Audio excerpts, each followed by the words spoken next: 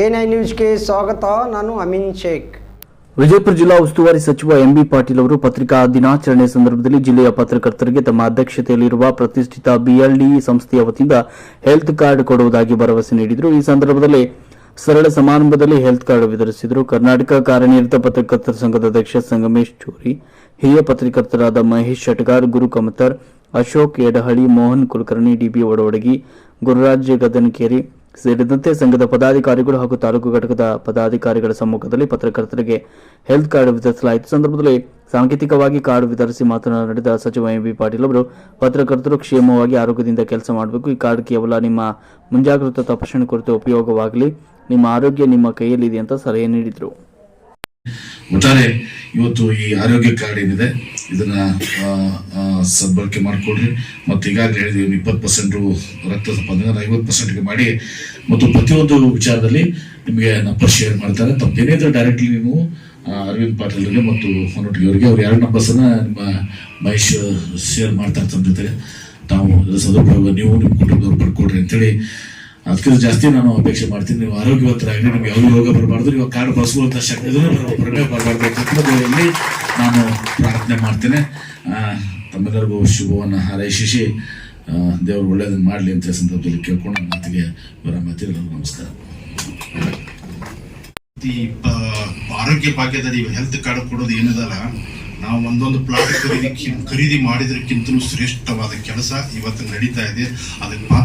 ಅದಕ್ಕೆ ಮಾಡಿ ಅದನ್ನ ಅನುಷ್ಠಾನಕ್ಕೆ ತಂದವರು doctor M B Patil sir. ಅದಕ್ಕೆ ನಾವು ಚಿರಋಣಿಯಾಗಿದ್ದೇವೆ. ಸಂಘದ ವತಿಯಿಂದ ಇನ್ನೊಂದು ತಮ್ಮ ಬಹುದಿನಗಳ ಬೇಡಿಕೆ ಇದೆ ಸರ್.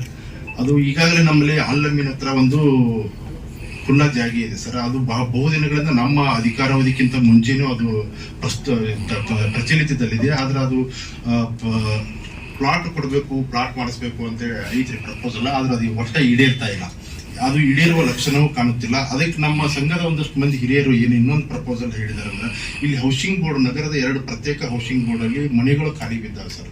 ಅವನ್ನಟ್ಟ ನೀವು ಅವನ್ನ ಸರ್ವೆ ಮಾಡಿಸಿ ಎಷ್ಟು ಖಾಲಿ ಇದಾವೆ ಅಂತಂದು ಮಾಡಿಸಿ ಅಲ್ಲೇನೆ ನಮಗೆ ಅಲಾಟ್ಮೆಂಟ್ ಮಾಡಿಸಿದ್ರೆ ಪತ್ರಕರ್ತರಿಗೆ ಅದೊಂದು ಒಳ್ಳೆ ದೊಡ್ಡ ಕೆಲಸ ಮಾಡಿ ಕೊಟ್ಟಂಗಾಗತ್ತೆ. ಹಾಗಂತ ಅದನ್ನ ನಾವು ಪುಕ್ಕಟ್ಟ ಕೇಳಕತ್ತಿಲ್ಲ. ಅದಕ್ಕೊಂದು ಮಿನಿಮಮ್ ಚಾರ್ಜಸ್ ಮಾಡ್ರಿ. ಯಾರು ಅದಕ್ಕೆ ಆ ರೊಕ್ಕ ಕೊಡಕ್ಕೆ ಏಬಲ್ ಇರ್ತಾರೆ ಅಂಥವ್ರಿಗೆ ಆ ಪ್ಲಾಟ್ ಹೋಗ್ಲಿ. ಅದನ್ನ ತಾವು ಭವಿಷ್ಯದ ದಿನಗಳಲ್ಲಿ ಆ ಹೌಸಿಂಗ್ ಬೋರ್ಡ್ ಅಧಿಕಾರಿಗಳನ್ನ ಅವ್ರ ಕಡೆಯಿಂದ ಲಿಸ್ಟ್ ತರಿಸ್ಕೊಂಡು ಯೋಚನೆ ಮಾಡಿ ನಮ್ಗೆ ಹೆಲ್ಪ್ ಮಾಡಿದ್ರೆ ಅನುಕೂಲ ಆಗುತ್ತೆ ಸರ್. ಅದರ ಜೊತೆಗೆ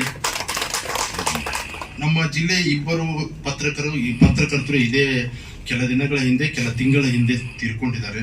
ಅವ್ರ ಬಗ್ಗೆ ಒಬ್ಬರು ಇಲ್ಲೇ ನಗರ ಅಲ್ಲಿ ವಾರ್ಡ್ ಚಾರ್ಜಸ್, ಹಾಸ್ಪಿಟಲ್ ಚಾರ್ಜಸ್ ಕೊಡಬೇಕಾಗುತ್ತೆ. ಆಮೇಲೆ ಅಗೇನ್ ಪ್ರಾಥಮಿಕ ಅಡ್ಮಿಟೆಡ್ ಪೇಷಂಟ್ ಅಲ್ಲಿ 50% ರಿಯಾಯಿತಿ ಅಂತ ಹೇಳಿದ್ದಾರೆ.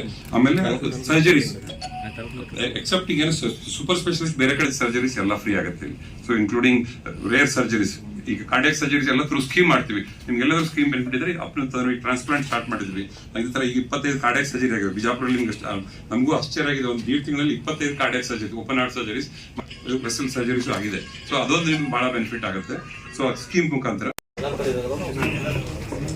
ತಿಕೋಟ ತಾಲೂಕು ಅಧ್ಯಕ್ಷರು ಮತ್ತು ಪ್ರಧಾನ ಕಾರ್ಯದರ್ಶಿಗಳು.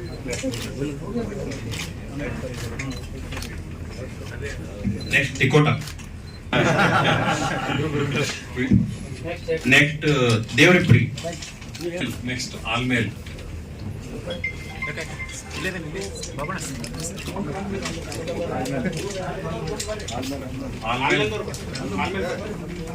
ನೆಕ್ಸ್ಟ್ ಇಂಡಿ ತಾಲೂಕು ಪ್ರೆಸಿಡೆಂಟ್ ಅಂಡ್ ಸೆಕ್ರೆಟರಿ,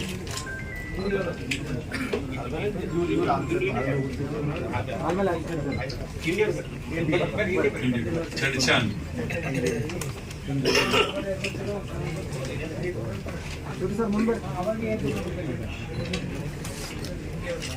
ಮುದ್ದೇಬಿಹಾಳ್,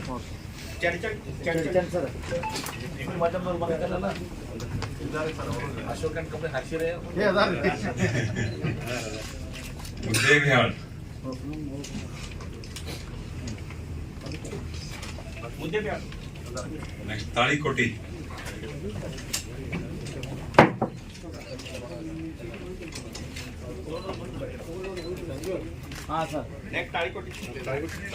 ನಿರಂತರ ಸುದ್ದಿಗಳಿಗಾಗಿ ನೋಡ್ತಾ ಇರಿ A9 ನ್ಯೂಸ್.